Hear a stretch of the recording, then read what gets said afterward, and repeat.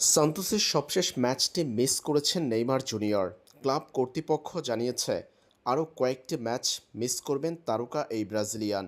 ব্রাজিলের বিশ্বকাপ দলে ডাক পাওয়ার পরদিন থেকেই নেইমার জুনিয়রকে নিয়ে নতুন ইনজুরির খবর গণমাধ্যমে। 2023 সালে উরুগুয়ের বিপক্ষে বিশ্বকাপ বাছাই পর্বের ম্যাচে খেলতে নেমে চোট পেয়েছিলেন নেইমার। এরপর থেকে কেটে গেছে লম্বা সময়। আনচেলত্তি দলটিতে যোগ দেওয়ার পর প্রথমবারের মতো ইটালিয়ান এই কোচের চূড়ান্ত স্কোয়াডে ডাক পাওয়া নেইমার জুনিয়রের। ব্রাজিলের 26 সদস্যের বিশ্বকাপ স্কোয়াডে ডাক পাওয়ার পর থেকে নেইমারের ইনজুরির খবর জোরালো হলো। জানা গেছে নতুন করে কাফ ইনজুরিতে পড়েছেন নেইমার। গত সপ্তাহের এই খবর এবার আলোচনার নতুন ঝড় তুলেছে, মেলেছে নতুন ঢালপালা। জানা গেছে এই ইনজুরি নেইমারকে ভোগাবে বেশ কিছুদিন, যেটা দুশ্চিন্তায় ফেলেছে কার্লো আনচেলত্তিকে।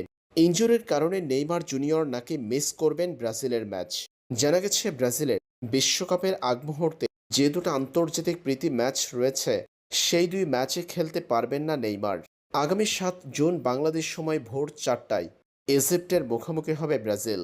এর আগে 1 জুন বাংলাদেশ সময় রাত 3টা 30 মিনিটে পানামার মুখোমুখি হবে সেলেসাওরা।